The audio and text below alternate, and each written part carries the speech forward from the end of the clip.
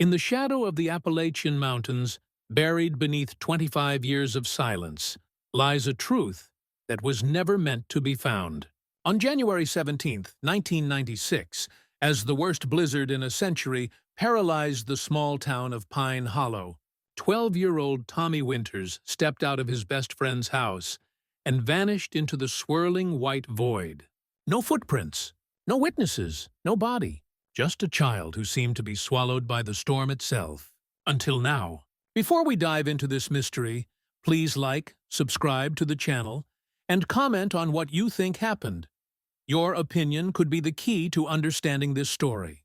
Pine Hollow was the kind of town where people didn't lock their doors, where children rode their bikes until streetlights flickered on, where everyone knew everyone's business, or at least they thought they did. On that fateful January day, the air had smelled like pine and wood smoke, the sky heavy with the promise of snow. Tommy and Sarah had spent the afternoon playing video games, the clicking of controllers and bursts of laughter filling Sarah's living room as her father, Sheriff James Miller, made calls from his home office about the approaching storm. "Just be home before it gets bad," Tommy's mother had told him over the phone. Those were the last words she ever spoke to her son. Sarah Miller still remembers the weight of the doorknob in her hand as she pulled it open at 5:17 p.m. The blast of cold air. The way Tommy pulled his red knit cap down over his ears and grinned at her. "See you tomorrow if we don't get snowed in," he said. Then he stepped across the threshold and into the gentle beginning of what would become a historic blizzard. The door closed. Tommy disappeared, and an entire town's innocence vanished with him. For weeks, search parties combed the frozen landscape. Volunteers trudged through waist-deep snow, calling a name that would never answer back. Dogs lost his scent at the end of Miller's driveway. It was as if Tommy had been lifted straight into the sky. But what if he never left Pine Hollow at all? Fast forward to March 12, 2021. Construction workers renovating the old Blackwood estate on the edge of town make a discovery that sends shockwaves through the community. Behind a false wall in the basement, they find a hidden cellar. And in that cellar, a child's notebook filled with drawings. Drawings signed Tommy W., dated weeks after his disappearance. Sarah Miller, now 37, retired from investigative journalism after a Pulitzer-nominated career, receives a call from her childhood home. Her father has been dead for 3 years. The current sheriff, Jackson Hayes, son of the wealthiest man in town, tells her about the discovery in a voice that's too controlled, too practiced. "I thought you should know," he says. "But this is a police matter, Sarah. Let us handle it." As she stands in her Chicago apartment, Sarah's fingers tighten around her phone until her knuckles turn white. The guilt she's carried for 25 years, the weight of being the last person to see Tommy alive, crashes over her like a wave. "I'll be on the next flight," she says. But what Sarah doesn't know yet is that returning to Pine Hollow means digging up more than just the past. Some secrets are buried for a reason, and some people will kill to keep them that way. What really happened the night Tommy disappeared? And why has everyone in town been lying for 25 years? The drive from Elkins Regional Airport to Pine Hollow takes 43 minutes. For Sarah Miller, it feels like 25 years compressed into each passing mile. The rental car's tires hum against asphalt as familiar landmarks emerge from her memory like ghosts. The rusted Sinclair dinosaur at Mercer's gas station, the white steeple of First Baptist where her mother's funeral was held, the bend in the road where Tommy's bike was found 3 days after he vanished. When Sarah crosses the town limits, her chest tightens. Pine Hollow looks smaller than she remembers, a collection of Victorian houses and storefronts nestled in a valley that always seemed to trap secrets as efficiently as it trapped the morning fog. "You shouldn't have come back," says Diane Winters, Tommy's mother, when Sarah knocks on the door of the small blue house that hasn't changed in a quarter century. Diane's hair has gone completely white, her once pretty face now a road map of grief. Behind her, through the crack in the door, Sarah glimpses a hallway frozen in time. Tommy's school portrait still hanging in the same spot, his faded baseball trophies lining the shelf below. "They found something, Mrs. Winters," Sarah says, "at the old Blackwood place." Something flickers across Diane's face. Not surprise, not hope, but something closer to fear. "The Blackwoods moved away years ago," she says, her knuckles whitening as she grips the doorframe. Nothing good comes from digging up the past. But Sarah has spent her career digging, uncovering corruption in city governments, exposing trafficking rings, following paper trails that others abandoned. She knows how to recognize the scent of buried truth. "What if Tommy didn't die in that storm?" Sarah asks. "What if—" The door closes before she can finish the question. At the Pine Hollow Sheriff's Department, a brick building that once doubled as the town's post office, Sarah finds Sheriff Hayes waiting. He's aged into his father's son, with the same square jaw and cold blue eyes that Douglas Hayes used to intimidate the town council into approving his development projects year after year. "I told you we'd handle this," Hayes says, not offering a seat. The notebook found in the cellar sits on his desk, sealed in an evidence bag. And frankly, this is probably nothing. Kids used to break into the Blackwood place all the time after they left. Some teenager probably dropped this. "The dates, Sheriff," Sarah says. The drawings are dated February and March of '96, weeks after Tommy disappeared. Hayes shrugs. "Kids make mistakes with dates." But Sarah notices how his eyes don't meet hers, how his hand hovers protectively over the evidence bag. As a journalist, she's interviewed hundreds of people hiding something. Sheriff Hayes is hiding something big. "I'd like to see the cellar," Sarah says. "Crime scene. Off limits to civilians. Then I'll talk to whoever found it. They're under NDA during the investigation." Sarah leans forward, her voice dropping. "My father was sheriff when Tommy disappeared. I have a right to know if there was something he missed." Hayes's expression hardens. "Your father did everything he could. Maybe you should remember that before you start turning over rocks in this town." As Sarah leaves the station, her phone buzzes with a text from an unknown number. "Meet me at Caldwell's Diner, 9 p.m., back booth. Come alone." What did Sheriff Hayes not want her to see? And who in Pine Hollow was finally ready to talk after 25 years of silence? Caldwell's Diner sits on the edge of town, its neon sign flickering like a warning beacon in the foggy evening. Inside, the scent of coffee and grease hangs in the air, unchanged since Sarah's childhood. A bell jingles as she enters, and conversation momentarily halts. 5 pairs of eyes track her movement to the back booth, then deliberately turn away. Small towns never forget, and they rarely forgive those who leave. "You shouldn't be here," says a gravelly voice, as a man slides into the booth across from her. Dr. Robert Chen, the town's medical examiner, has aged considerably.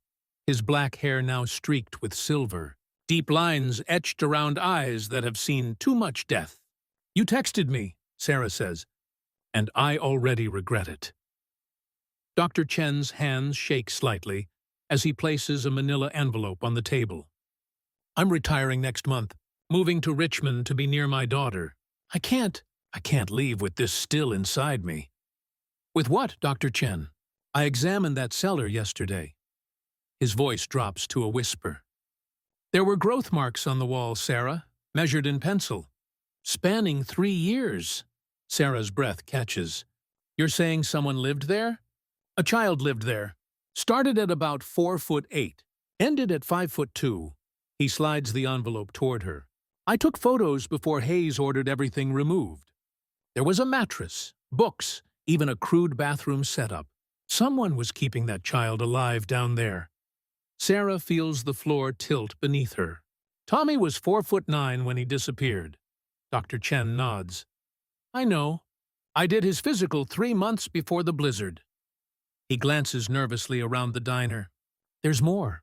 When the construction crew found the cellar, they also found a box buried under the floorboards. Hayes confiscated it immediately, but my assistant overheard. There were IDs inside, driver's licenses, Social security cards. Fake identities? Perhaps. Or perhaps... Dr. Chen stops as the bell over the door jingles again. Sheriff Hayes walks in, flanked by 2 deputies. His eyes lock onto their booth. "Go to the library," Dr. Chen whispers urgently. "Ask for Margaret. Tell her Winter's journal. She'll know." "Dr. Chen," Hayes calls out, his voice carrying across the diner. "I need a word." Dr. Chen stands, his face composed but eyes filled with a warning that makes Sarah's skin crawl. "Think about your father, Sarah," he says quietly. "Think about what he would want you to do." As Dr. Chen walks toward Hayes, Sarah slips the envelope into her bag. Through the window, she watches them exit the diner, Hayes's hand firmly gripping the doctor's elbow. Back in her motel room, Sarah locks the door and empties the envelope. Crime scene photos spill across the bed. Close-ups of the cellar walls with hash marks measuring a child's growth. A stained mattress in the corner. A shelf of books. She squints at the titles. Harry Potter, Goosebumps, Animorphs. Books published. Years after Tommy disappeared. And there, taped to the wall in one photo, a drawing of a bird in colored pencil. The same stylized bird that Tommy used to draw on all his school notebooks. Sarah's phone rings, startling her. Unknown number. "Hello?" Silence on the line. Then a distorted voice. "Stop looking. You won't like what you find." "Who is this?" "Your father knew to leave it alone. You should do the same." The line goes dead. What did her father know? And who in Pine Hollow was desperate enough to threaten her to keep the past buried? Morning light filters through dusty windows as Sarah steps into the Pine Hollow Public Library, a Victorian mansion donated by the Blackwood family in 1923. Inside, the scent of old books and furniture polish brings an unexpected wave of nostalgia. This was Tommy's favorite place. He'd spend hours in the fantasy section, reading stories about children who found doorways to other worlds. If only his disappearance had been so magical. "Can I help you?" The librarian at the front desk peers over cat-eye glasses, her silver hair pulled into a severe bun. Her nameplate reads, Margaret Holloway. "Dr. Chen sent me," Sarah says quietly. "He mentioned Winter's journal?" Margaret's expression remains neutral, but her eyes dart to a security camera in the corner. "Follow me to the archives," she says, her voice betraying no emotion. "We keep local history records there." The archives room is a windowless space in the basement, lined with metal shelving and filing cabinets. Margaret locks the door behind them, then pulls a chain to illuminate a single hanging bulb. "I've been waiting 25 years for someone to ask about this," she says, her professional demeanor cracking. From inside her cardigan, she produces a small key. "Robert and we've protected this as long as we could." She unlocks a filing cabinet and removes a leather-bound journal from a hidden compartment behind the drawer. "Your father gave this to me 3 days before he died. Made me swear I'd keep it safe until someone asked the right question." Sarah's hands tremble as she takes her father's journal. Sheriff James Miller had been a meticulous record-keeper, documenting every case in his precise handwriting. The journal falls open to a dog-eared page dated February 1996, 2 weeks after Tommy disappeared. Sarah flips forward. With each page, Sarah's father's handwriting becomes increasingly agitated, the entries more cryptic. The final entry, dated just days before her father's fatal heart attack 3 years ago. "The truth stays buried with me. Unless Sarah comes looking, then give her this. She'll know what to do." "My father knew," Sarah whispers, nausea rising in her throat. "He knew Tommy was alive." Margaret nods grimly. "The Blackwoods were the wealthiest family in town, but in '95 they were nearly bankrupt. Everyone knew it. Then, weeks after Tommy disappeared, they suddenly had money again. New cars, renovations, college tuition for their son." "What are you saying?" "I'm saying powerful people in this town traded a boy's life for something. Your father suspected but couldn't prove it. Then the threats started." Margaret pulls a newspaper clipping from the journal, a small article about the Blackwood family's relocation to Connecticut. In the grainy family photo, Sarah notices a small figure partially hidden behind Richard Blackwood. A boy, face obscured, wearing what appears to be a private school uniform. That's not their son, Margaret says. Their son was 17 when this photo was taken. This is a child. Sarah stares at the shadowy figure, her investigative instincts firing. I need everything you have on the Blackwoods. Property records, news clippings, family history. Already prepared, Margaret says, sliding a thumb drive across the table. But be careful. Robert texted me last night. He's being sent to a medical conference in Pittsburgh. Very sudden, very mandatory. The warning is clear. Dr. Chen has been removed from the equation. One more thing, Margaret says, her voice barely audible. The Winter Festival starts tomorrow. The Blackwood's grandson is giving the opening speech.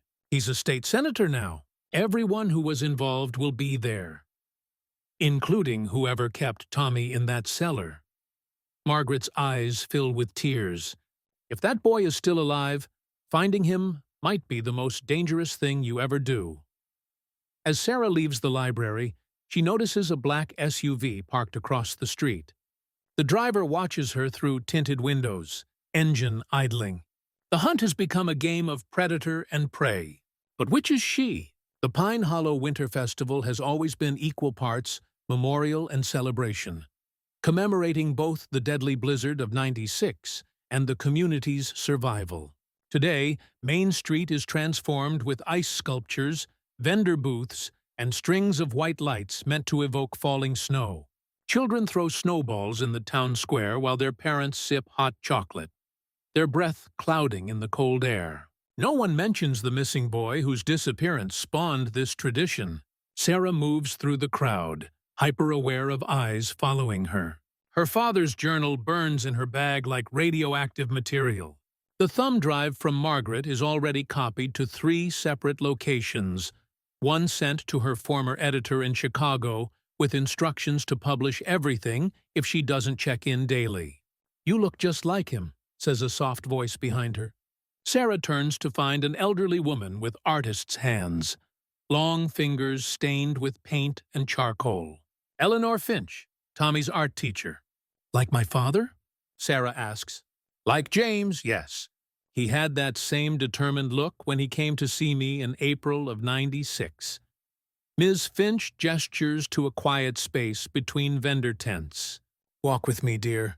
These old legs don't move like they used to, but I still enjoy the festival. As they stroll, Ms. Finch speaks in the measured tones of someone who has rehearsed this conversation for years. Your father showed me drawings they found in the woods that spring. Asked if they were Tommy's work. Were they? Oh, yes. Tommy had a very distinctive style, those birds with the 2 long wings. But the technique was improved. More sophisticated shading, perspective that Tommy was only beginning to grasp before he vanished. Ms. Finch stops walking, her eyes distant with memory. I told your father that whoever drew those birds had continued developing their skill. They were Tommy's, but from weeks or months after he disappeared. Sarah's heart races. You're sure? Art doesn't lie, dear. Neither do children's hands when they draw. Ms. Finch lowers her voice. There's something else. Every summer, for 3 years after Tommy vanished, I received anonymous packages. Children's drawings, no return address. I showed them to your father. We both knew. Knew what? That Tommy was alive. That he was reaching out the only way he could. A commotion near the gazebo draws their attention. People are gathering for the opening ceremony. On the platform stands a handsome man in his early 40s, his tailored coat and confident smile marking him as someone accustomed to authority. Senator Blackwood, Ms. Finch says, her voice hardening. Richard's grandson, Harvard law degree. On the fast track to governor, they say. Senator Andrew Blackwood taps the microphone, his charismatic voice booming over the crowd. Welcome to Pine Hollow's 25th Annual Winter Festival, a quarter-century of coming together as a community, supporting each other through thick and thin. As he speaks, Sarah studies his features, looking for any resemblance to the Blackwood family. But something else catches her attention. A nervous tick. Every few seconds, the senator unconsciously touches a spot below his collar, as if checking for something that isn't there. "He's wearing a pin," Miss Finch whispers. Blackwood family crest. Eagle with 3 stars. The image strikes a chord in Sarah's memory. In Dr. Chen's photos, there had been something small glinting on the cellar shelf. A pin. "I need to see Tommy's mother again," Sarah says urgently. Ms. Finch nods. The Winters keep to themselves these days, but Diane never gave up, even when everyone else did. As Sarah turns to leave, Ms. Finch grabs her wrist with surprising strength. "There's something you should know about that cellar. The Blackwoods didn't build it. That house dates back to Prohibition. The cellar was originally a smuggler's hideout. Why does that matter? Because it had another exit, a tunnel leading to the caretaker's cottage at the edge of the property." Ms. Finch's eyes bore into Sarah's. Whoever kept Tommy there had a way to come and go, without using the main house. Senator Blackwood's voice rises to its conclusion. "As we celebrate our resilience today, let us remember that Pine Hollow protects its own.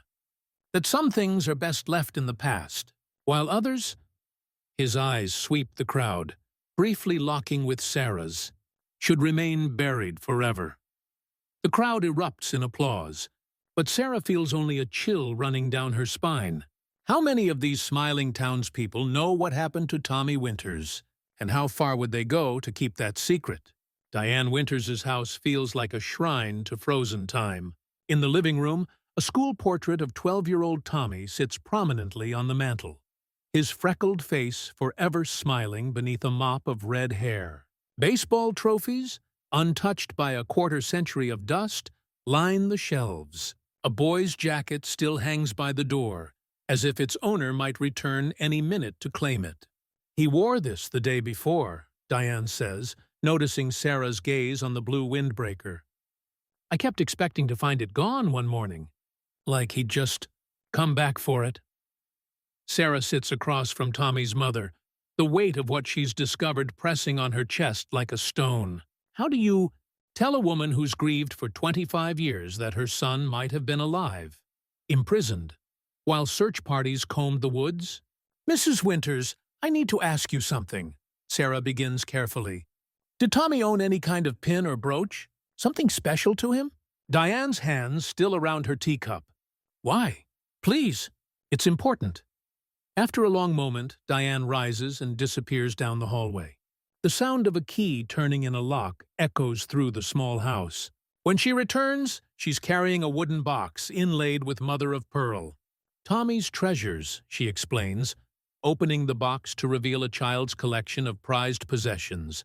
A baseball signed by Cal Ripken Jr., a shark's tooth, polished stones, and old coins. "His grandfather gave him this for his 12th birthday," Diane says, removing a small silver pin shaped like an eagle with 3 stars beneath it. "It was a family heirloom. Tommy loved it because it looked like something from Harry Potter." Sarah's blood runs cold. "May I see it?" The pin is identical to the one Senator Blackwood wore at the festival. Identical to the glint she'd noticed in the cellar photographs. "Mrs. Winters, did you know the Blackwoods before Tommy disappeared?" A shadow crosses Diane's face. "Richard Blackwood was on the town council. He and my husband had disagreements about the lumber contract for the new school." She pauses, something shifting in her expression. "Why are you asking about the Blackwoods?" Sarah chooses her next words carefully. "When Tommy vanished, did you ever suspect that someone might have taken him?" Diane's eyes harden. 3 months after the search was called off, I saw a boy in the Blackwoods' car. Just a glimpse as they drove past. Same red hair as Tommy. I told your father, but Richard Blackwood produced his nephew from Connecticut. Said the boy was visiting for the weekend." Her voice cracks. "But I know what I saw." "What did you do?" "I confronted Richard in the grocery store. Lost my mind, they said. Had me committed to Westridge Psychiatric for evaluation." Diane's laugh is bitter. 3 days later, the Blackwoods announced they were moving out of state. Convenient, don't you think? Sarah reaches into her bag and removes a printout of one of Dr. Chen's photos, the drawing of the bird taped to the cellar wall. "Do you recognize this?" Diane's hands begin to shake violently. "Where did you get this?" "It was found in a hidden cellar at the old Blackwood estate." "That's Tommy's drawing," Diane whispers. "That's his bird. He always drew them with the wings too long." Tears fill her eyes. "Are you saying all this time?" "I don't know yet," Sarah admits. "But I think Tommy was alive after the blizzard. I think someone kept him in that cellar, possibly for years." Diane rises suddenly, moving to a roll-top desk in the corner. From a hidden compartment, she removes a small package wrapped in brown paper. "This came on Tommy's 16th birthday," she says. "No return address, no note. Just this." Inside the package is a pencil sketch of the Winters house, drawn from the perspective of someone looking at it from a distance. In the corner, the now familiar bird signature. "I showed it to your father," Diane continues. "He said it was probably a cruel prank. But I knew. A mother knows." As Sarah examines the drawing, she notices something in the window of the house. A small figure looking out. A woman with her hand pressed against the glass. "He was watching you," Sarah realizes. "Wherever he was, he could see your house." From the Blackwood property on the hill, the Winters house would be clearly visible. Diane clutches Sarah's hands, her eyes suddenly fierce with a fire that 25 years of grief couldn't extinguish. "Find him," she whispers. "Find my son." As Sarah leaves, darkness falling around the small blue house, her phone buzzes with a text. "Storage Unit 23, Pine Valley Self-Storage. Combination 17-12-96, come alone." The date in the combination is unmistakable. December 17th, 1996. Exactly 11 months after Tommy disappeared. Who was reaching out from the shadows? And what would she find waiting in Storage Unit 23? Pine Valley Self-Storage sits on the outskirts of town. A series of metal buildings illuminated by harsh fluorescent lights that cast everything in a sickly glow. A security camera swivels as Sarah drives through the gate, her headlights cutting through the fog that always seems to settle in the valley after dark. Unit 23 is at the far end of the complex, isolated from the others. The padlock is old but well-maintained, the numbers on the combination dial worn from use. Sarah's fingers tremble slightly as she enters the sequence. 17-12-96. The lock opens with a satisfying click. Inside, the unit is nearly empty except for a single metal filing cabinet and a chair positioned to face the door, as if someone has been waiting. On the chair sits a cardboard box labeled simply Winter. Sarah pulls out her phone to document everything. But there's no signal here. Isolated. Vulnerable. She hesitates. Every journalistic instinct warning of a trap. But the truth is so close she can almost taste it. The filing cabinet contains newspaper clippings about Tommy's disappearance, photocopies of police reports, many with sections blacked out, and financial records for the Blackwood family from 1995-1997. Sarah quickly photographs everything, her heart pounding as the documents reveal a pattern. The Blackwoods were on the verge of bankruptcy, then suddenly flush with cash in February 1996. The source of the funds? A series of payments from offshore accounts linked to a development company owned by Douglas Hayes, Sheriff Hayes's father. But it's the box that draws her like a magnet. Inside, wrapped in tissue paper, is a child's red knit cap. Tommy's cap, the one he wore the day he vanished. Beneath it lies a leather-bound journal with no name on the cover. Sarah opens it with trembling fingers. The entries continue for 3 years, evolving from a child's simple sentences to increasingly sophisticated observations. Tommy's confusion gradually gives way to resignation, then a sort of Stockholm Syndrome attachment to his captors. The final entry is dated July 3, 1999. Sarah drops the journal as if burned. Andrew. Senator Andrew Blackwood. A sound outside the storage unit freezes her in place. Footsteps approaching slowly, deliberately. "Hello, Sarah," says a voice she hasn't heard in 25 years. A man steps into the doorway, his face obscured by shadow. "I wondered when you'd find this place." "Tommy?" Sarah whispers. "No one's called me that in a very long time." He steps into the light, revealing a face that echoes the boy she once knew. Same red hair, now threaded with silver, same cleft in his chin. But his eyes are different, colder, calculating. "You're alive," she breathes, in a manner of speaking. Senator Andrew Blackwood, formerly Tommy Winters, looks past her to the open journal. "I see you've been reading my childhood diary. Not my best writing." "They kidnapped you," Sarah says. "Kept you prisoner." "Did they?" His smile doesn't reach his eyes. "Or did they save me from a fate worse than death?" "Perspective is everything, Sarah. Your mother has been grieving for 25 years. Something flickers across his face. Pain, quickly suppressed. "Diane Winters' son died in that blizzard. The boy who walked out of your house never made it home." "What happened that night, Tommy?" He flinches at the name. "I took a shortcut through the woods. Saw something I shouldn't have. Your father and mine, meeting with Richard Blackwood and Douglas Hayes in the old hunting cabin, discussing the money they'd embezzled from the town development fund." Sarah shakes her head in disbelief. "My father was investigating the Blackwoods. He suspected they had taken you? Is that what he told you?" Tommy Andrew laughs bitterly. "Your father was in it up to his neck, Sarah. When I stumbled upon their meeting, Hayes wanted to kill me. Your father suggested a compromise. Make me disappear. Give my mother enough hush money to ease her pain." "I don't believe you." "Read the financial records," he says, gesturing to the filing cabinet. "The Winters family mortgage was mysteriously paid off in April 1996. Your father's gambling debts vanished the same month." Sarah feels sick. "Then why did he keep investigating? Why did he leave me his journal?" Guilt is a powerful motivator. James Miller was many things, but he couldn't quite stomach what they'd done. Andrew steps fully into the storage unit, closing the door behind him. "When I turned 18, Richard Blackwood legally adopted me. Sent me to the best schools, groomed me for politics. The ultimate irony. The missing boy becomes a public figure, hiding in plain sight. Does your wife know? Your children? No one knows except the original conspirators.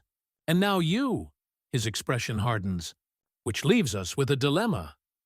Sarah backs away, suddenly aware of how isolated they are. "What are you going to do?" "That depends entirely on you." Andrew leans against the filing cabinet. "You have a choice, Sarah. Break this story. Destroy multiple families, including what's left of your own, and traumatize a woman who's finally found peace in her grief. Or what? Or we make a deal. The same deal your father made. Silence for security." The ultimatum hangs in the air between them. What would revealing the truth accomplish now? Who would it serve?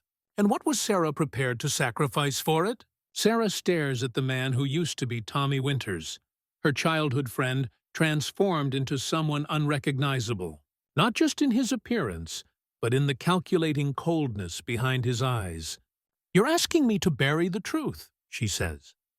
"To walk away and let everyone believe the lie. I'm asking you to consider who benefits from your crusade," Andrew replies. "Not my mother, who would have to reconcile the son she's grieved with the stranger I've become. Not your father's memory, which would be forever tarnished. Certainly not me or my family. What about justice?" "Justice?" He laughs bitterly. The statute of limitations expired years ago on the financial crimes. The men who orchestrated everything are mostly dead. Richard Blackwood had a stroke last year. He can barely remember his own name, let alone what happened in '96. Sarah's investigative instincts fire. But not everyone is dead or incapacitated. Sheriff Hayes is still very much in power, and very much determined to keep this buried. Andrew's expression darkens. Why do you think Dr. Chen was suddenly sent away? Why do you think Margaret? Holloway's house was broken into last night. Sarah's blood runs cold. Margaret? Is she? She's fine, shaken but unharmed. The break-in was a message, one you should heed. He steps closer. Hayes has everything to lose if this comes out. His father's legacy, his position, the development deals that keep this town afloat. You're afraid of him, Sarah realizes. I'm afraid of what he's capable of, Andrew corrects. And you should be too. A notification breaks the tense silence. Sarah's phone has reconnected to a signal. 3 missed calls from an unknown number. A text message. Need to meet. Life or death. D.W. Diane Winters. I have to go, Sarah says, gathering the journal and several key documents. Whatever you decide to do, I won't be silenced by threats. Andrew makes no move to stop her. You're just like your father, he says quietly. Too stubborn to recognize when you're outmatched. The drive to Diane Winters' house takes 7 minutes. 7 minutes in which Sarah's mind races through every revelation, every betrayal. Her father, the man she'd idolized, whose moral compass had guided her own career, had been party to a child's abduction, had chosen his reputation, his finances, over doing what was right. But he'd also left her his journal, his confession, his plea for redemption. Diane's house is dark when Sarah arrives, the front door slightly ajar. Alarm bells ring in her mind. Mrs. Winters, she calls, pushing the door open wider. It's Sarah Miller. The living room is in disarray. Furniture, overturned, Tommy's memorabilia scattered across the floor. The shrine to her missing son destroyed. Diane? A sound from the kitchen, a soft groan. Sarah rushes forward to find Diane Winters on the floor, blood matting her silver hair, one arm bent at an unnatural angle. He came for it, Diane whispers as Sarah kneels beside her, already dialing 911. Said I had something that belonged to him. Who? Who did this? Hayes. Diane's eyes flutter. The sheriff, looking for proof. What proof, Mrs. Winters? What did he want? The letters, she manages.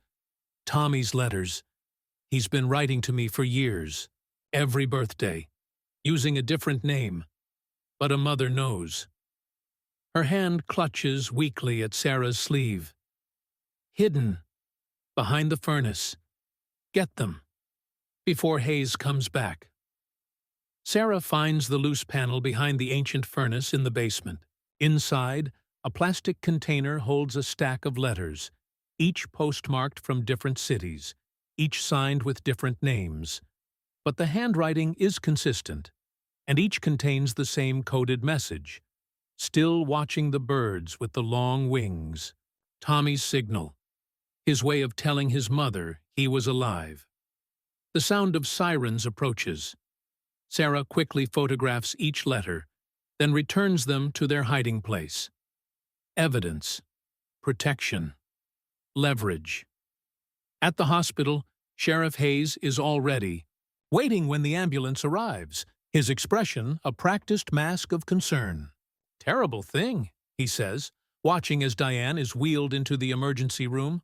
Home invasion. Second one in 2 days. Quite a coincidence, Sarah says coldly. Hayes's eyes narrow.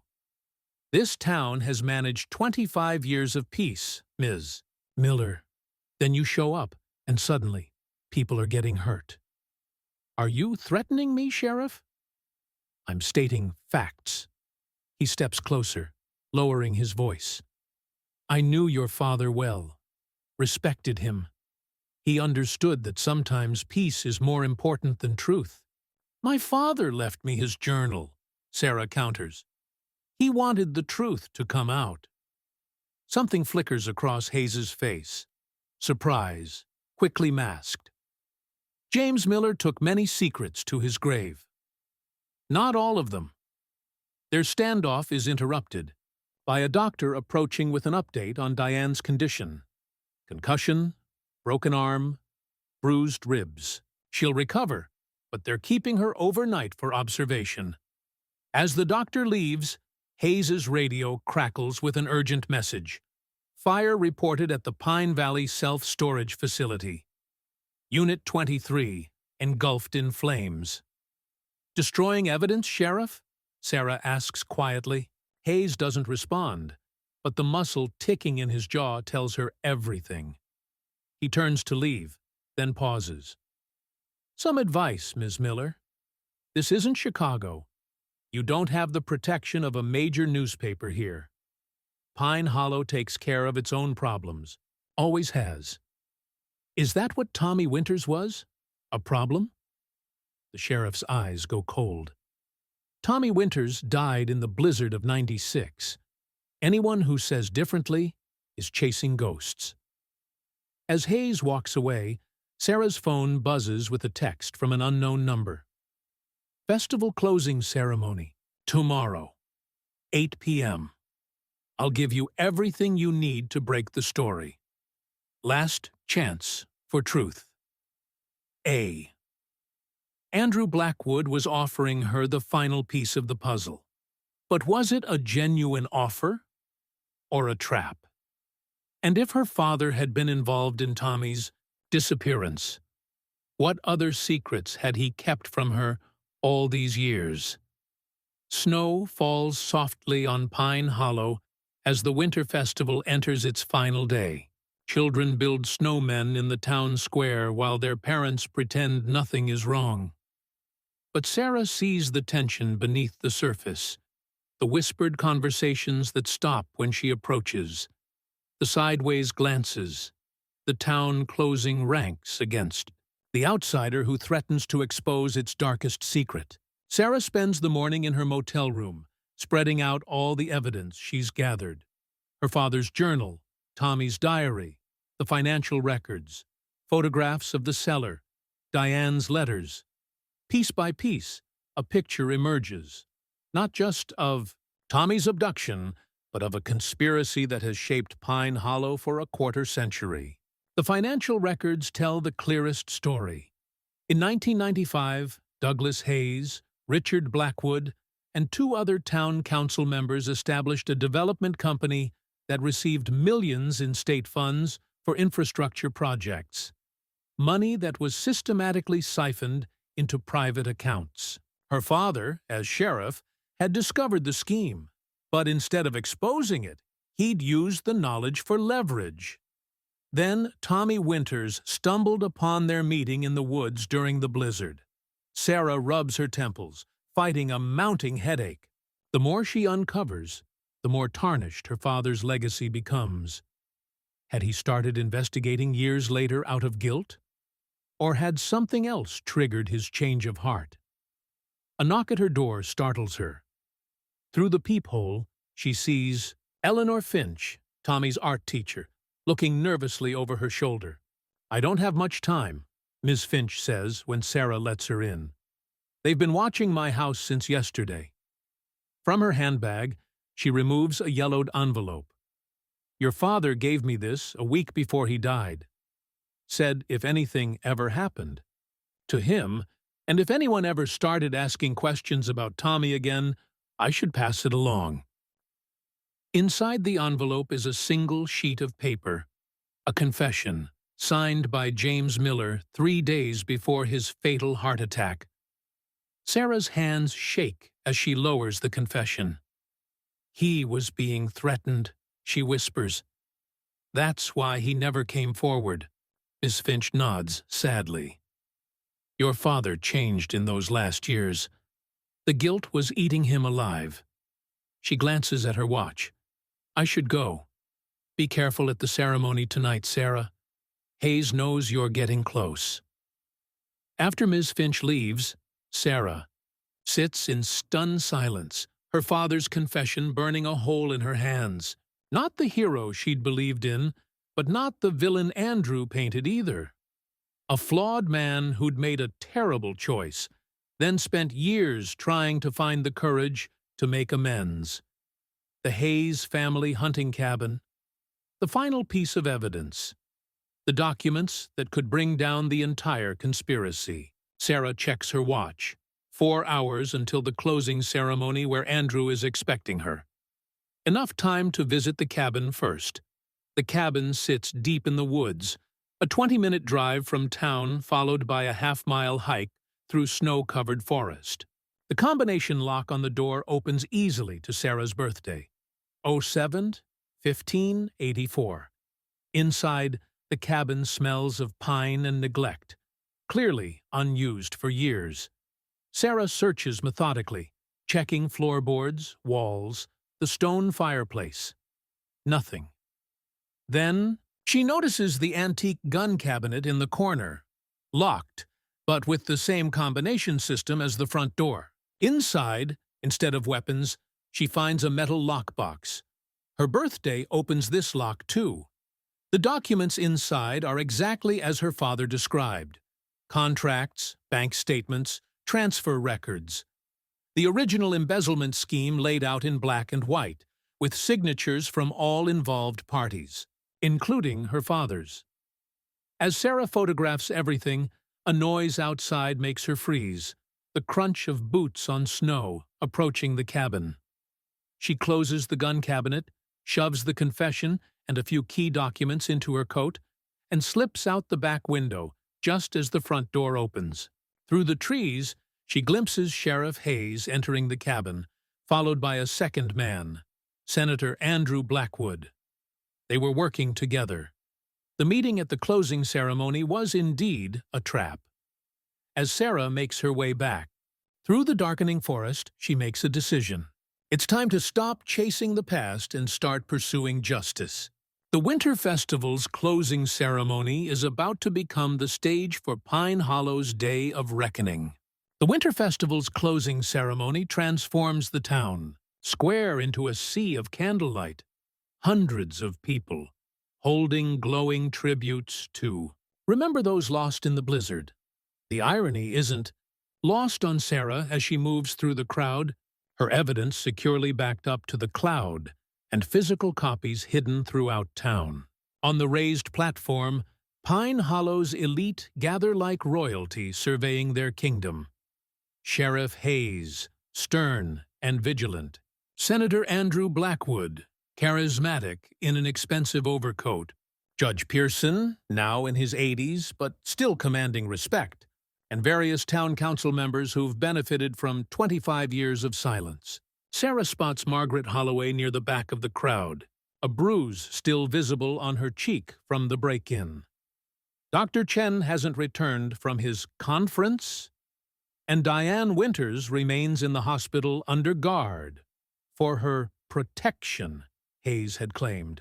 As Andrew steps to the microphone to deliver the closing address, Sarah positions herself near the front, their eyes meeting briefly. A silent acknowledgement passes between them. He knows why she's here. 25 years ago, Andrew begins, his voice carrying across the hushed crowd.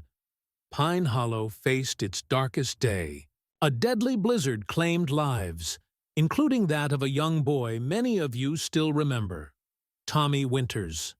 Murmurs ripple through the audience at the unexpected mention of the name that has become taboo. Tommy's story has become legend in our town, Andrew continues. A tragedy that brought us together, that taught us the importance of community, of protecting our own. Sarah moves closer to the stage, her heart pounding. But legends often obscure harder truths, Andrew says, his voice changing subtly.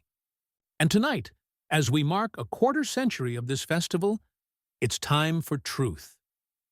Sheriff Hayes straightens, his hand moving instinctively toward his weapon. The truth, Andrew says, looking directly at Sarah now, is that Tommy Winters didn't die in the blizzard. A collective gasp sweeps through the crowd.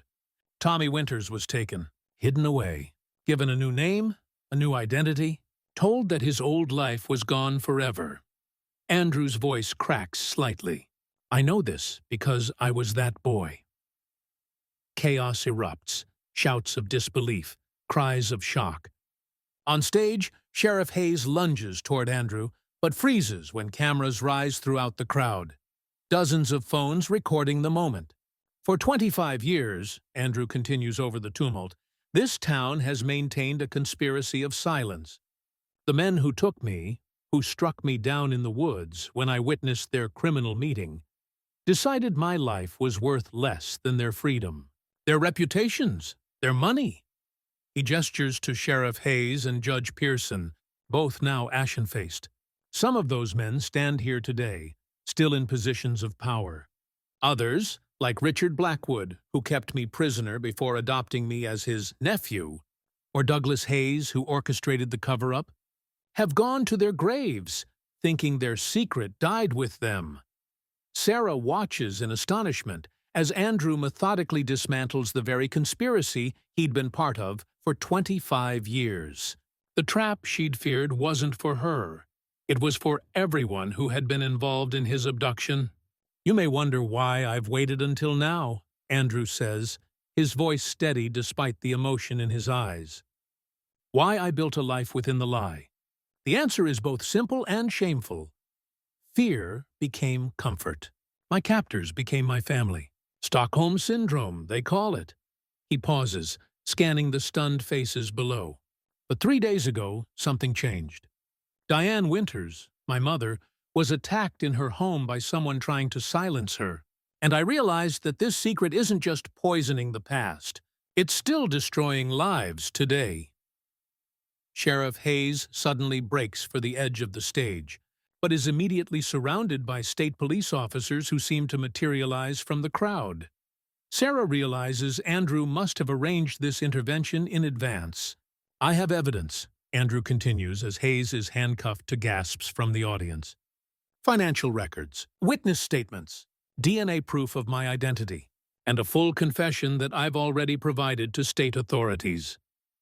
Sarah feels a tap on her shoulder and turns to find Eleanor Finch beside her, tears streaming down her wrinkled cheeks.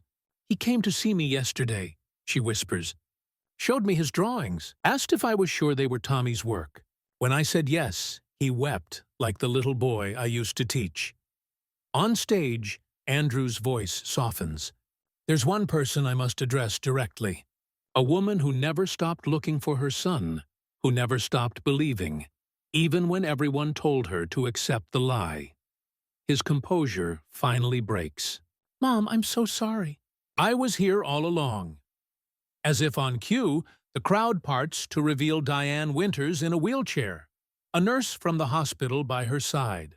Andrew steps down from the platform and kneels before her, taking her trembling hands in his. No microphone captures their exchange, but everyone can see Diane's good arm wrap around Andrew's shoulders, pulling her long-lost son into an embrace 25 years overdue. Sarah watches through tears as mother and son reunite, the truth finally breaking through decades of lies like spring sun melting winter ice. But one question remains unanswered.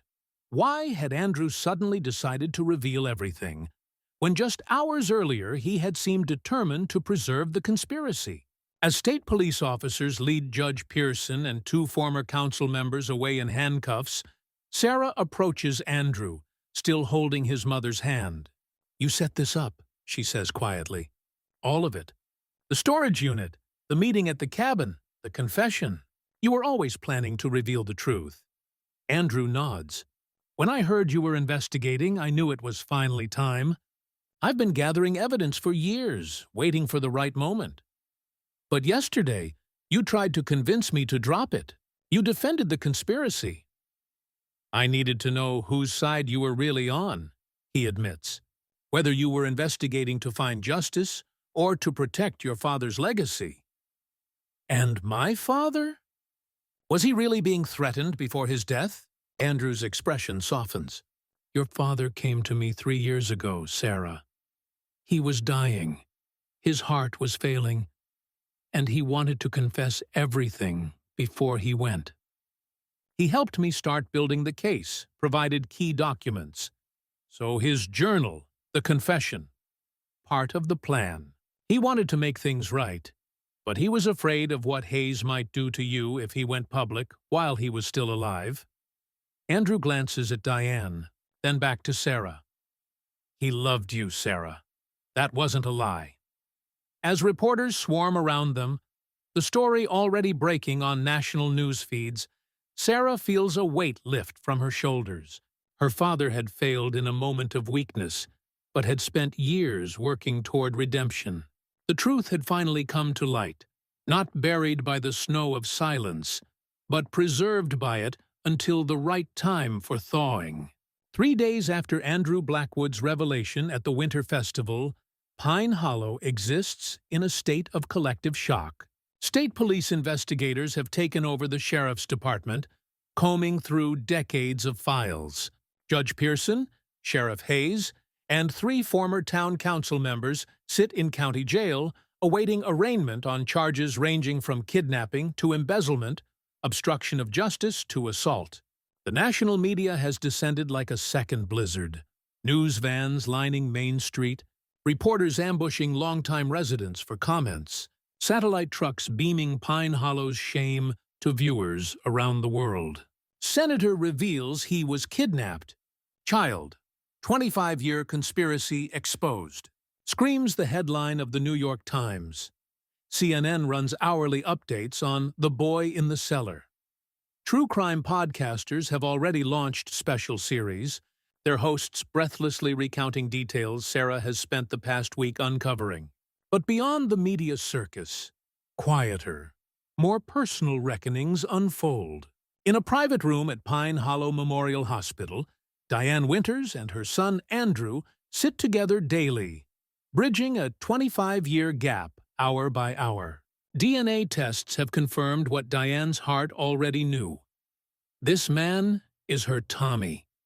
Changed, transformed, bearing the psychological scars of his ordeal.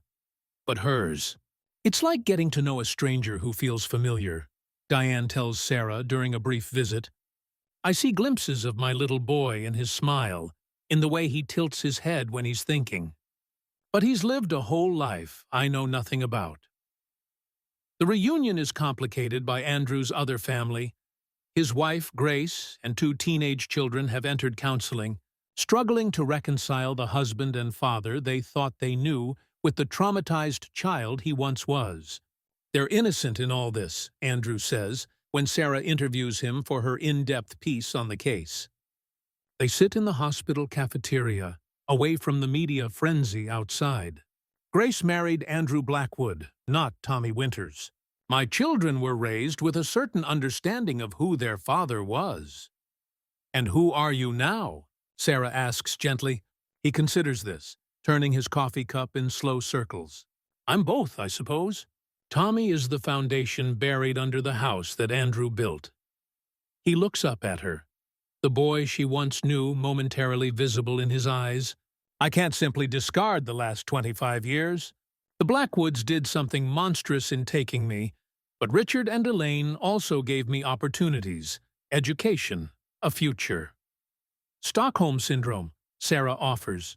Perhaps, or perhaps, just the human capacity to find belonging even in the most twisted circumstances. He sighs. The therapist says it's common for long-term captives to develop complex attachments to their captors, especially children. The mind adapts to survive. Sarah's article for The Atlantic, The Blizzard's Secret, How a Town Buried Truth Under 25 Years of Snow, runs to 15,000 words, meticulously documenting every aspect of the case. It's already being called the definitive account, earning her a National Magazine Award nomination and renewed job offers from major publications. But the story's most profound impacts aren't measured in page views or professional accolades.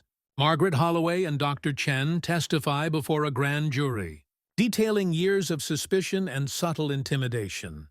Ms. Finch provides expert analysis of Tommy's drawings, establishing a timeline of his captivity through the evolution of his artistic style. Retired officers from the original investigation come forward with accounts of evidence that was suppressed or destroyed. The conspiracy unravels thread by thread, revealing a pattern of corruption that extended far beyond Tommy's abduction. State auditors discover the embezzlement scheme had continued for years, with millions diverted from public projects into private accounts. "Your father wasn't the mastermind," Andrew tells Sarah during a walk through Pine Hollow Cemetery, where they stand before James Miller's grave. "He was a weak man who made a terrible choice, then spent years trying to find the courage to make it right." "Why are you being so kind about him?" Sarah asks, laying flowers on her father's headstone. "He helped steal your life." "Because I understand weakness," Andrew says simply. "I lived as Andrew Blackwood for decades, knowing the truth, lacking the courage to reclaim Tommy Winters." He looks at her. "Besides, your father is the reason we're standing here today. Those documents in the cabin, he planted them there 3 years ago, knowing someday someone would come looking." In the weeks that follow, Andrew legally reclaims his birth name, becoming Thomas Tommy Andrew Winters Blackwood, acknowledging both the boy he was and the man he became. He resigns from the state senate, focusing instead on healing his complex family situation and establishing a foundation for missing children. Diane Winters moves into a suite in her son's home in the state capital, close enough for daily connection, but with independence that respects the adults they've both become. Pine Hollow itself begins a painful process of reconciliation. A special election replaces the compromised officials. The Winter Festival is renamed the Truth and Reconciliation Festival, with proceeds supporting child safety initiatives. As for Sarah, she finds herself pulled between opportunities: prestigious jobs with national publications, a book deal for the definitive account of the case, television consulting offers. But something keeps her in Pine Hollow, at least for now. "I keep thinking about the other secrets this town might be hiding," she tells Andrew during their final formal interview. "How many other truths are buried under years of silence?" "Be careful," he warns with a knowing smile. "That's how I felt when I first entered politics, determined to position myself where I could eventually expose everything. But power structures protect themselves, and small towns have long memories."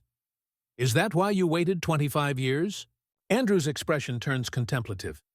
"I waited until I was strong enough to withstand the blast radius, until I'd gathered enough evidence that they couldn't simply discredit me as disturbed or attention-seeking." He meets her gaze directly. "And I waited until I was ready to be Tommy again, to face not just what was done to me, but who I've become because of it." As winter yields to spring in Pine Hollow, the town begins to thaw in more ways than one. Long-held secrets emerge daily, confessions ripple through the community, and gradually, painfully, healing begins.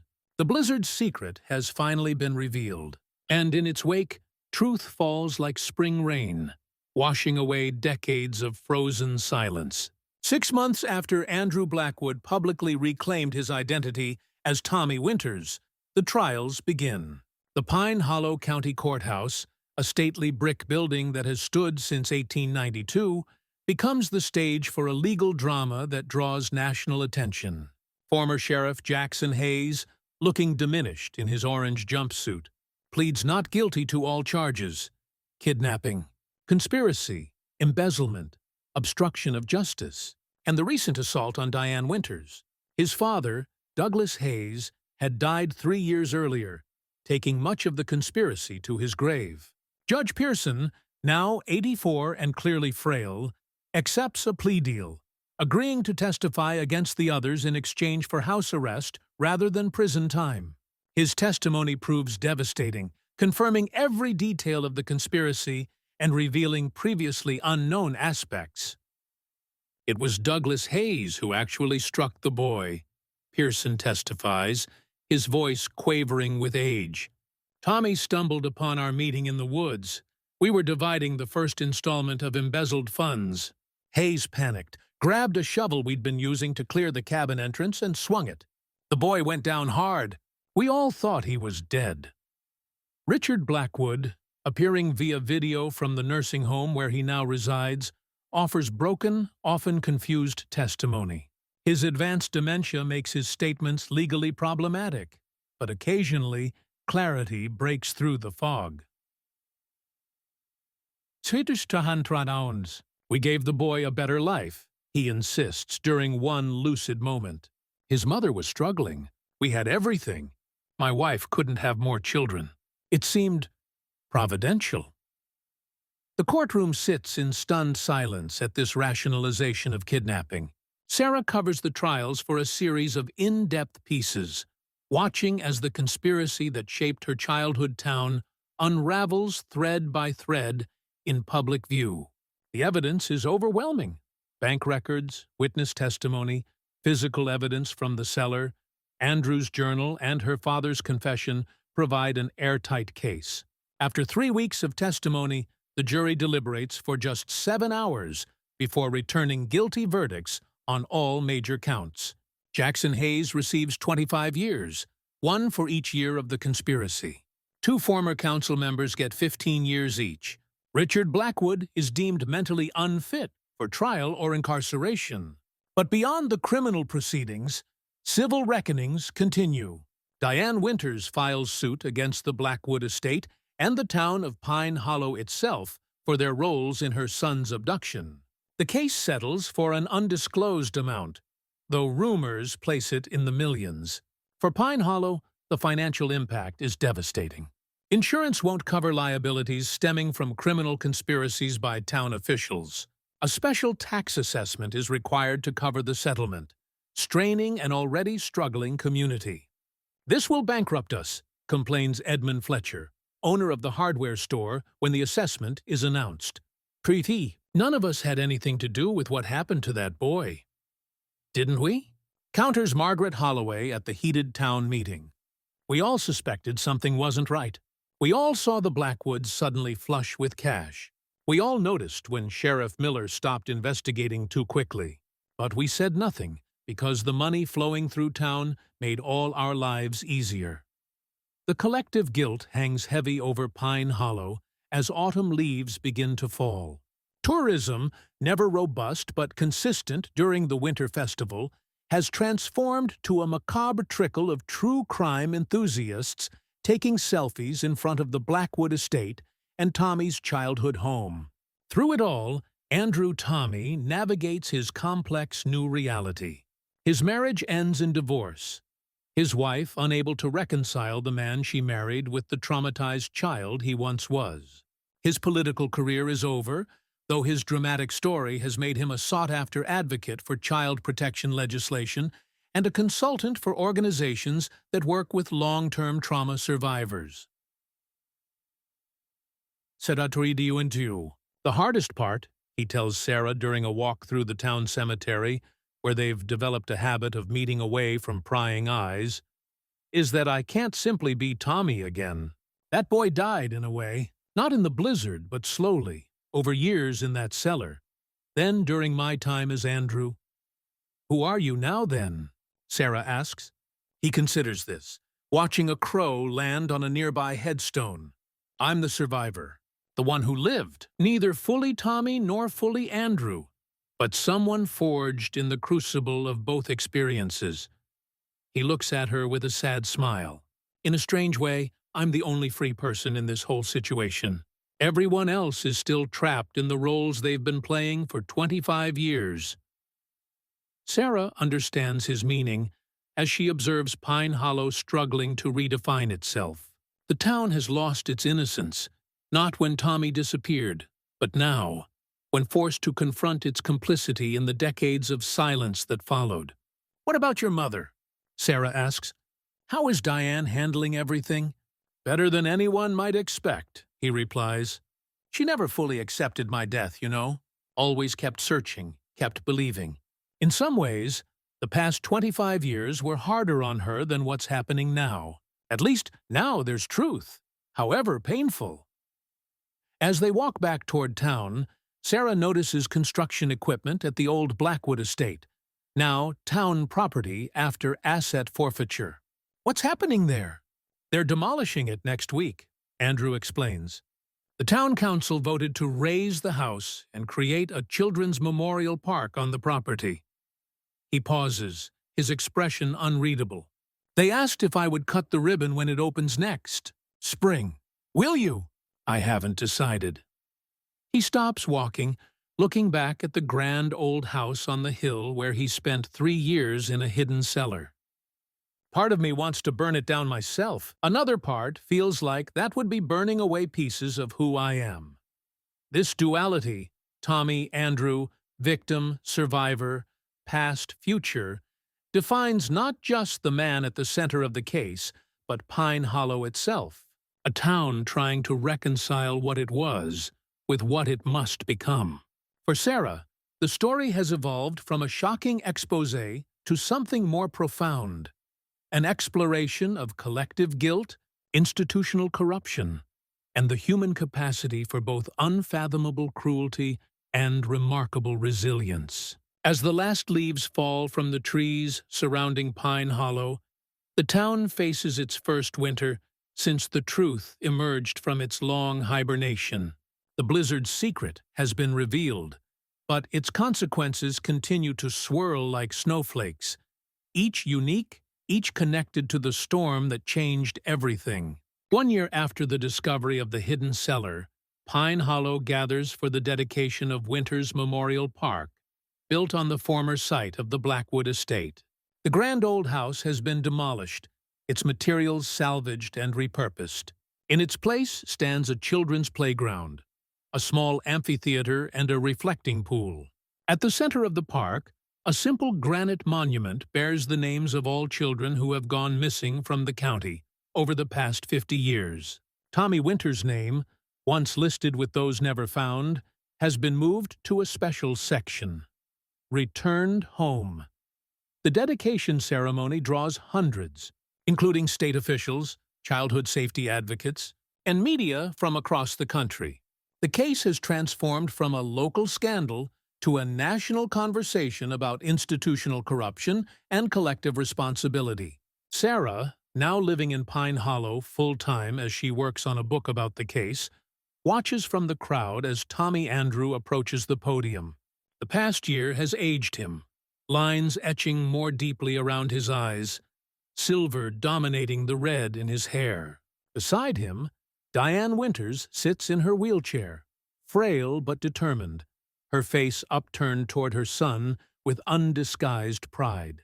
26 years ago, he begins, his voice carrying across the hushed gathering, a boy walked into a blizzard and disappeared. That disappearance shaped not just his life and the lives of those who loved him, but the very identity of this town. He pauses, looking out at faces both familiar and new. For 25 years, Pine Hollow defined itself through silence, through the collective decision that some truths were too dangerous, too damaging to acknowledge. That silence protected the guilty, punished the innocent, and corroded the foundations of justice this community claimed to value. Several older residents shift uncomfortably, their expressions tight with defensive shame. But today, we gather to mark a different choice. The choice to face our past honestly, to acknowledge failures without being defined by them, to create something meaningful from the ruins of deception. Tommy gestures to the playground, where swings move gently in the spring breeze. This park stands as both memorial and promise, a memorial to what was lost, not just one boy's freedom, but a community's integrity, and a promise that truth, however delayed, however painful, remains our most powerful tool for healing. From her position near the reflecting pool, Sarah notices familiar faces throughout the crowd. Margaret Holloway leaning on her cane. Dr. Chen returned from his conference and subsequently reinstated after testifying against Hayes. Ms. Finch, Tommy's art teacher, now running a program for traumatized children. Even Sarah's former colleagues from major publications still mining the story for insights into institutional corruption. The case has launched or revitalized numerous careers, including Sarah's. Her investigative series won the Pulitzer Prize, and her forthcoming book has sparked a bidding war among publishers. Yet success feels hollow against the backdrop of so much suffering. After the ceremony, as attendees mill about the new park, Sarah finds Tommy standing alone by the reflecting pool, staring at his rippling image in the water. "Congratulations," she says, joining him. "That was a powerful speech." "Thanks, though it feels strange to be congratulated for talking about my own abduction." He glances at her. "I hear your book is nearly finished." "First draft. My editor wants more on the personal impact, less on the financial crimes." Tommy nods. "The embezzlement isn't sexy enough. Everyone wants the cellar, the psychological trauma, the tearful reunion." His tone carries no bitterness, only wry observation. "I can send you the manuscript before submission," Sarah offers, "if you want to review it." "I trust you," he says simply. "You've been fair throughout. Besides, I'm working on my own account.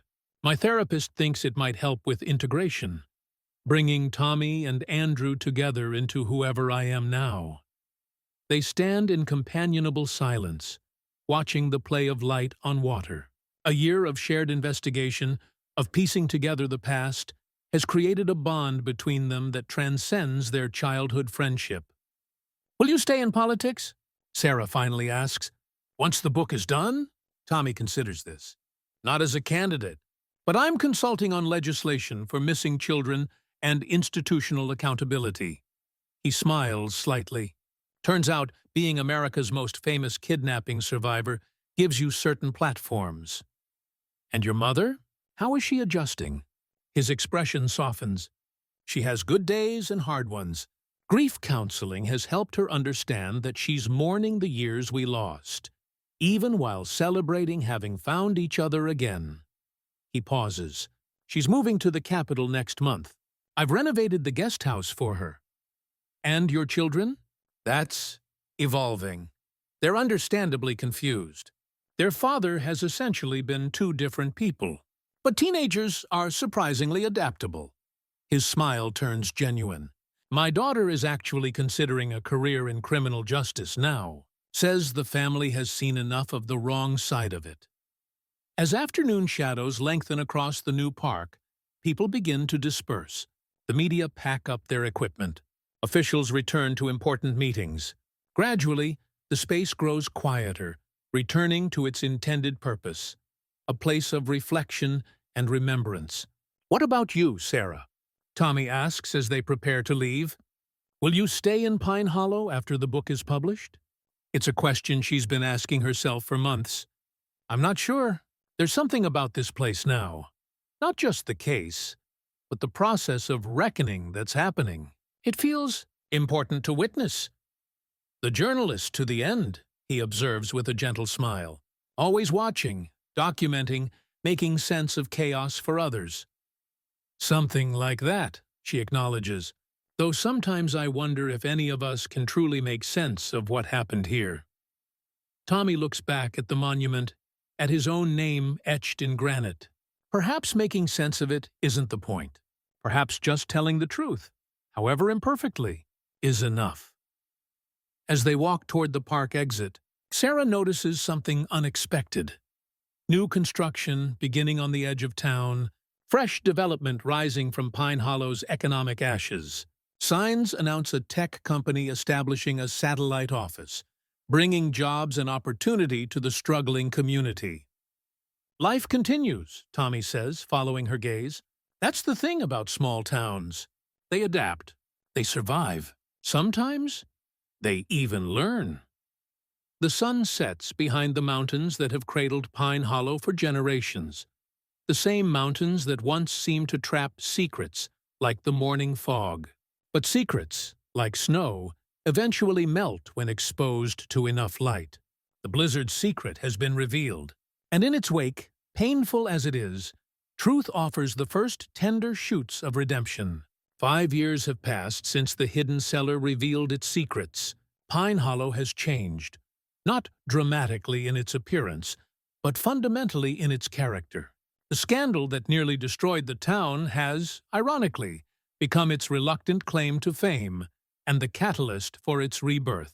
The tech company that established its satellite office has grown, bringing young professionals and their families to the once-dying community. The Winters Memorial Park hosts summer concerts and farmers markets. New businesses line Main Street, including a small newspaper, The Pine Hollow Truth, founded by Sarah Miller after her book became a bestseller and was adapted into an award-winning documentary.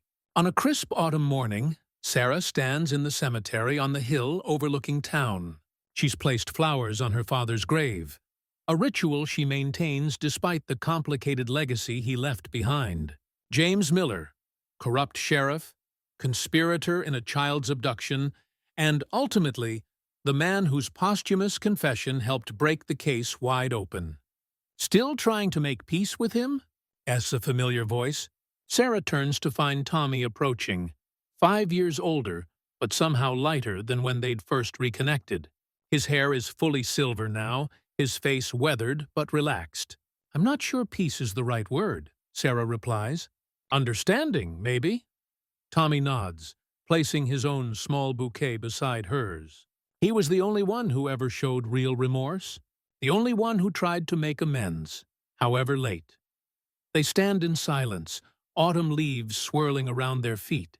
Their lives have followed separate but parallel paths since the case concluded. Tommy establishing a foundation for missing children and institutional accountability. Sarah building her newspaper dedicated to investigative reporting and government. Transparency. "How's your mother?" Sarah asks as they begin walking down the hill toward town.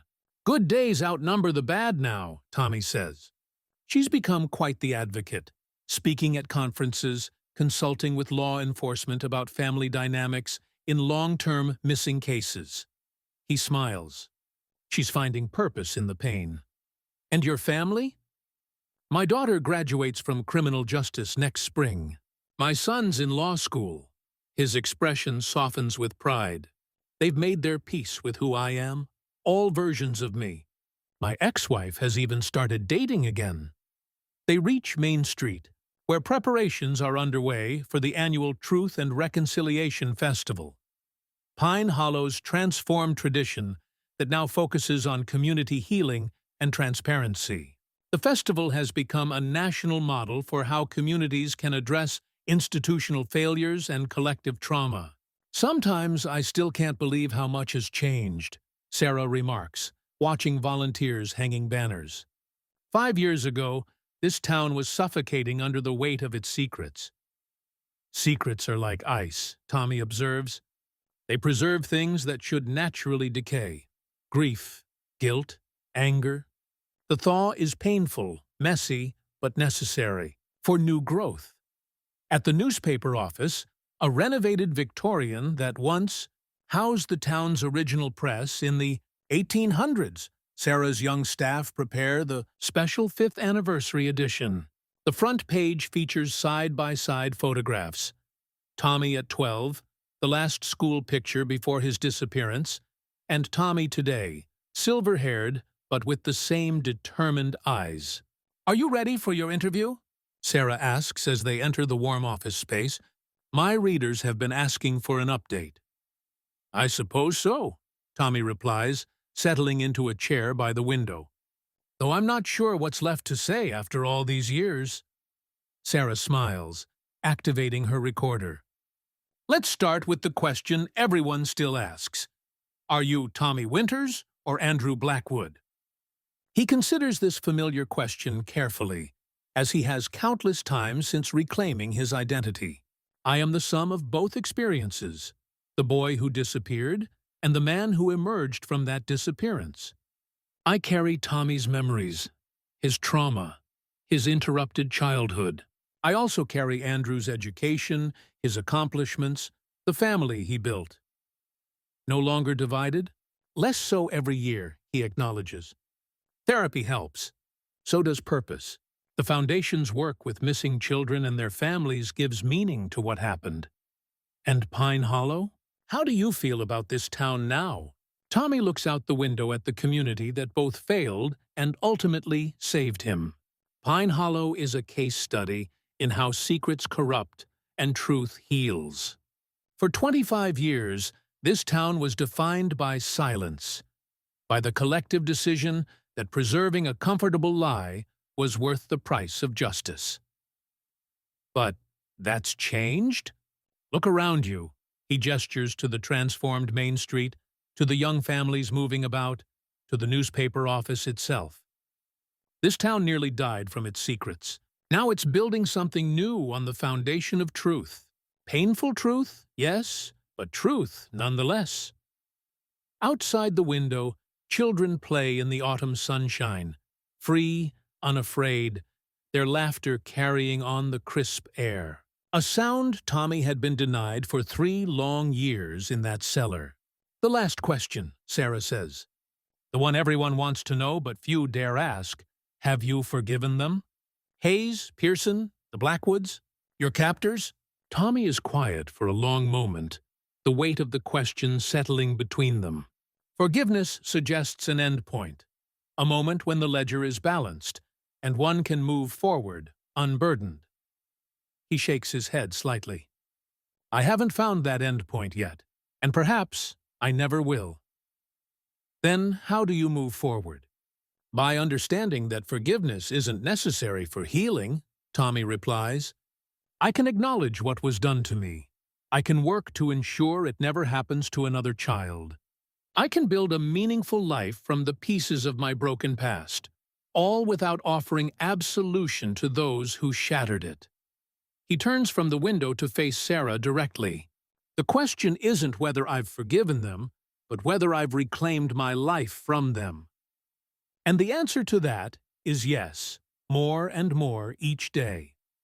After the interview, they walk to the Winters Memorial Park, now a vibrant community space where the Blackwood Mansion once stood. The reflecting pool catches the autumn sunlight, fracturing it into countless golden ripples.